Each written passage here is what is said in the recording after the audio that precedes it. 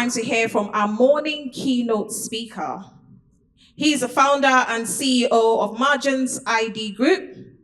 He is one of the most compelling entrepreneurial stories on the African continent. He started in 1989. Some people weren't born by then. He started with just $100 and a small operation in his father's garage in Osu. 3 decades later, he's a founder and CEO of Margins ID Group, a Ghanaian technology business that operates across 8 countries, holds nearly 10 world-class international certifications, and is widely recognized as a benchmark for what African enterprise can become when conviction meets capability. I think that deserves a round of applause, ladies and gentlemen. He's a recipient of numerous national and international business awards, including recognition from the European CEO Awards, the Millennium Excellence Awards, and the Ghana Manufacturing Awards. He is here today as our headline sponsor's founder, sharing not a polished corporate presentation, but ladies and gentlemen, what I believe is a testimony. With a standing ovation, please join me to welcome our global change maker, our role model, Mr. Moses Baiden. He's a founder and CEO of Margins ID Group. A round of applause, ladies and gentlemen.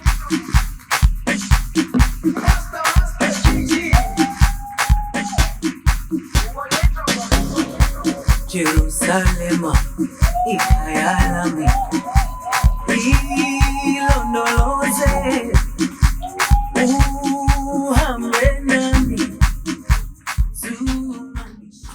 Hello. Hello, London. I'm very excited to be here. I was just asking Mina what the topic was. And I think unlike Lucy and James, I don't have any prepared slides or a prepared speech.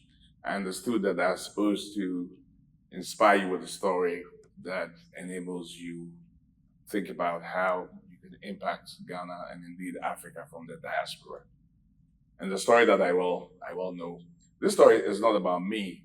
It's many people's stories, including Lucy's and James and Yara Koku, the Executive Secretary of NIA.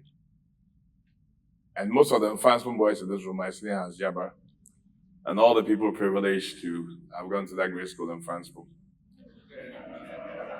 You know, I also doubled as the global president from Fansman. I couldn't help but put that in. So, where do I start? This story is about many people's stories.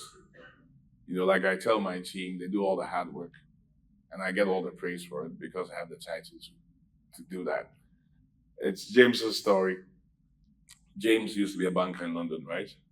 Before then, he was a banker in East Africa, West Africa, Ghana. He's a diaspora like you, I'm not. And I managed to convince him to join us as the executive director to chase this big dream, to change the fortunes of Africa in a bold way that will make us feel it's normal to do as Lucy preaches. It's a story of Lucy, who was a member of at the group level, very big woman, and also chair of the strategy committee of my board. And it's very funny how Lucy and I met. I heard her speak in Ghana, and I said, wow, what an intelligent woman. How smart. How articulate. Somebody who thinks clearly. Somebody who believes like me that things can change and that we don't have to deal with the environment as is, but we can imagine the future and try to change it in a way that people think is impossible, in a way that people think is full of idealism, but in actual fact works. So I invited her for lunch. I'm sure she had never met me. She was wondering why this guy invited me. And we had a conversation because somehow I felt that she could be part of the future of what we wanted to create. And that's how dreams go. And today, she chairs our strategy committee. And I would like to say that we're the best of friends, and we're still continuing our journey. It's also the story of about 30 other diasporans who work within the Margins Group as directors, chiefs, the story of Mina. Where's Mina? Oh, there she is. head of integrated communications and marketing. Went to some school called GIS, maybe. Studied in London, in Australia, remarkably exceptionally gifted woman.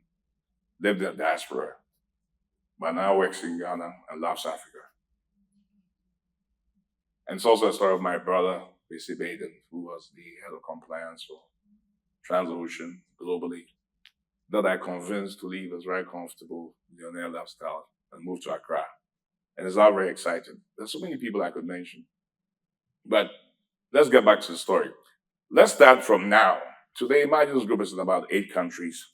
Sometimes we're not called Margins Group, we're called something else, right? We're in Ghana, we have offices in Congo DRC, Gambia, Silicon Valley, Portugal, Denmark, Zambia, Nigeria. We have presence in many countries where we're not incorporated. In the ones that I've said that we're incorporated, we operate 2 big companies.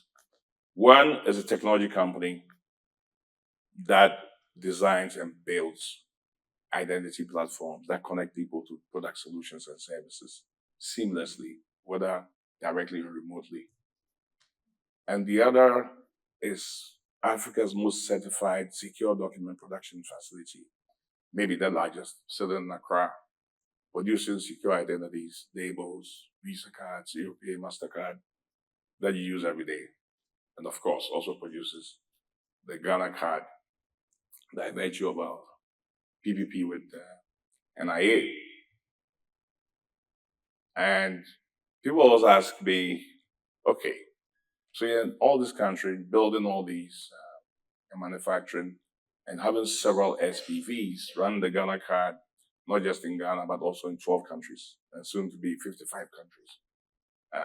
Registering Ghanaians in Ghana and abroad. And on 29th to 1st week of July, we launched a Gambian national ID system, entirely built by us, also in Gambia and globally. Last week,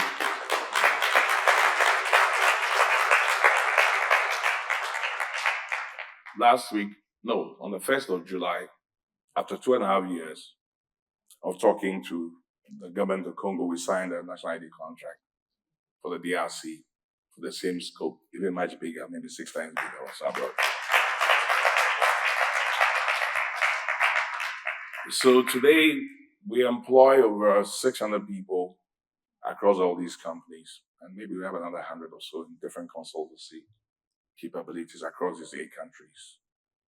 And tomorrow, which could be as in the next 120 days, we could be 1,500 people. And we could be training over 160,000 people to undertake these registrations in these countries that I'm talking about. So that's the story today. But let's go back 36 years, because in December, the company will formally 36 years. But since I started doing the business, I was 23, so that will make it 37. So you know my age, I'm not that young anymore. And I've told this story several times, and I understand I have a short time. I'll try to shorten and make it relevant for you. So everything starts with a dream, huh? And when you dream and you get it to work, they call you a genius, especially when you get other people to do the hard part of the work. And if it doesn't work, they call you a crazy person or a failed philosopher. The difference is very thin, right? So I used to be a lawyer. Well, I'm still a lawyer because I'm a paid up member of the Ghana Bar. I'm a member of the Supreme Court of Ghana, both as a solicitor and a barrister. But I never practiced. I read the law because it was easy for me because I read quite a bit. And if you can read as a lawyer, it's not so difficult. So I chose the easy way out, but because I also loved it. And then in law school, I decided to do what was really my passion, to go into business. My father was a businessman, so I've been around business for a long time. A lot of things that I learned that other people didn't learn in the classroom, my father and my brothers taught me. So I have a lot of distinct advantage. But then I also love technology. Computers. People say, yeah, you're a lawyer. I did law for 6 years. I read technology for more than 40 years. because I like technology. So you can say I'm probably more a technologist than a lawyer. I also read both science and arts. So I'm sort of interested in a lot of diverse things that somehow come together. So in the computer age, as the world changes, there's opportunity for money, right? Things change because the value chain changes. The way that customers get served changes. And the computer revolution, I decided that we will sell the finishing part of the computers, what the computers produce. And we did that from the 1990 right up to 1995. And we tracked customers who had computers, we sold them consumables, finishing equipment, and we made a lot of money selling that, a few $1 million in my 20s. Then there was a part of the business that interested me, which was the finishing security part of this finishing business. Because until then, ID cards were like passbooks that you put your pictures in, if you remember. You write what you contribute, and the Susuman takes it, and half the time you can't find where the Susuman is. But there was a convergence between the banking market and the ID market, because the plastic ATM then converged with graphics, and you had mark stripes you could encode. And then later on, you had chips that you could put on the mark stripes. And then you had interfaces between the contact chip and antennas that could give a dual interface card, where we are now. And today you have digital ID. So I followed that track because I figured out right about now that 1.5 billion people in Africa, there's not a single manufacturing company in sub-Saharan Africa making bank cards or ID cards at that time. And we decided that we wanted to be in the ID business. So in 1998, to cut a long story short, my partner over 30 years down, Peter Blom, and he's, can you call him diaspora? He's actually Danish, right? He has a small company in Copenhagen. He had built his own software and was the biggest ID player in Copenhagen. We're in a group called the GMP Group, which was revolving around a Korean mentor of mine called Yong Pyong Kim, who was the biggest producer of laminating film and identity pouches and passport lamination films and so on. And I joined that group because I got interested in the security document part of the business. And Peter was part of that group. Cut a long story short, I decided that if I borrowed what he had already, his software, his technology, his suppliers, and his creditors, I could move more faster than building from scratch. So we did a deal and we formed a partnership. In the partnership, initially, he was supposed to contribute part of the capital, but he had problems with his shareholders. Because the shareholders said, well, why should we give this African money? Not if he doesn't come back. We don't know him from anywhere. But I'd known Peter in this group. In my 20s, I used to travel to Asia a lot. I'm very curious, and that's one thing that we should all be, because Africans, we tend to be a little timid. But in my 20s, I was going to Asia a lot. Most of the time, I was the only black person on the plane, not surprisingly enough, right? And Peter and I met in Korea maybe 10, 15 days every year, and then spent maybe another 60 days in different parts of the world, moving with this group of entrepreneurs. So I said to him over a bottle of whiskey, I used to drink whiskey then, in a small bar called the Bobby London in Central Seoul, that look, we could form this JV still. You don't have to bring any money. All I need is your technology, transfer of suppliers, transfer of credit. I'll put in the money myself. In the end, just to get him to come along. So that's what we did. And so the question for you is that in Africa, our problems are different. At the time that I started business, the most difficult thing was to get capital. To get capital was very difficult. Even when you found it, it was very expensive, which meant that putting capital together and being able to deploy that for your solutions and your vision was the single most important thing. People say, sometimes people say, can we do this? Can we do that? But the actual solution is within the environment and the ecosystem that you're in. And what is needed then to move to the next level. So through that, a series of arrangements, I built a supplier's credit in those days, in the 90s. worth over $3 million then. Which if you borrowed in Ghana, I could probably buy a neighborhood, right? In that time. But that was based on really trust, values, and building a compelling business case and having a way to interface with the world that was standard and could be relied on. So you could have the supplier's credit. And with that, in 1999, we accessed some Danish funding in order to start Managers ID Systems, the technology company. That also started in my father's boys' quarters with 5 or 6 people, which they employed hundreds of people in all these countries, right? And in 2004, after going through the process and building a pedigree of excellence and standards and reliability and trust and international recognition for being a world-class business, we were able to raise enough money to build the first certified factory in Africa to produce secure cards, intelligent card production systems, which surprisingly is over 23 years old, in 2026. So, it is possible, whether you live in the diasporan world or you live in Ghana, to find a way to solve the problems of today if you understand the environment that you are in. And most stories are like, oh yeah, we did this, it's such a great story. There's much more to a story. It's not that simple. I've always been bankrupt 4 times, and that sometimes I raised money to do a government project and I wasn't paid. So 4 of my properties that I had no debt on had to be sold to pay the debt, right? And other times I thought I was going to have mental problems.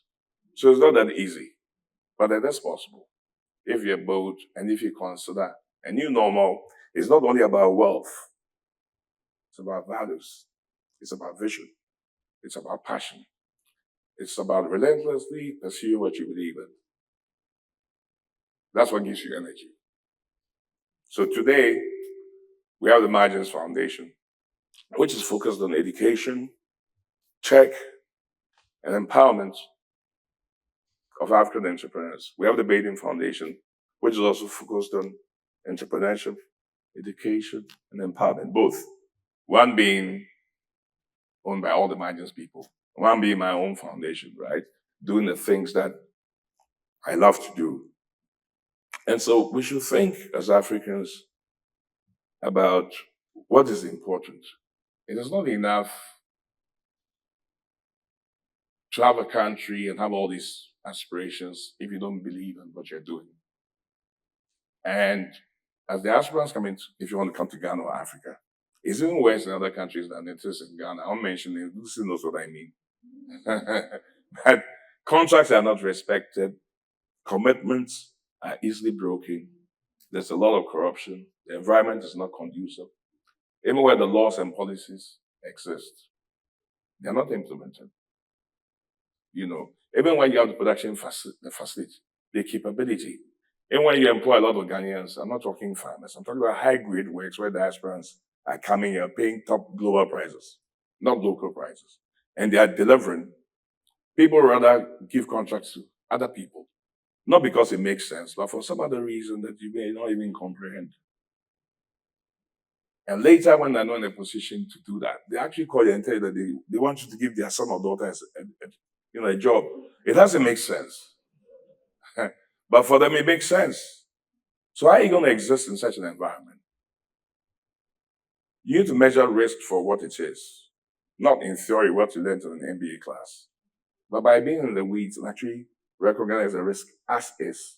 You need to be as pragmatic as is to be able to go from A to B and arrive safely.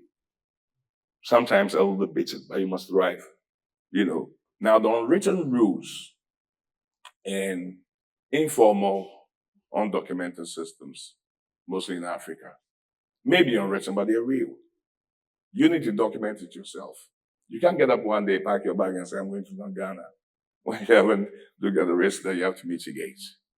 But it is possible, like the 30 or so diasporans from all over the world who work in Margins, to still come to Ghana or Africa, join a good company, and still get the same return as you're getting in London.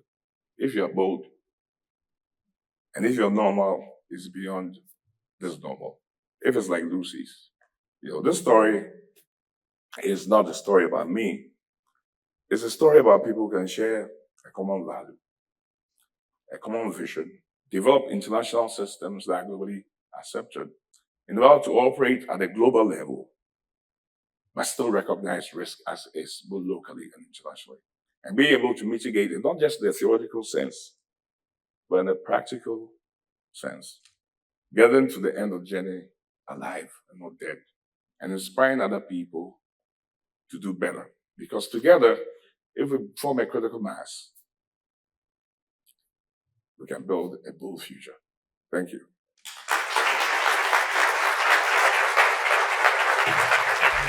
Yeah.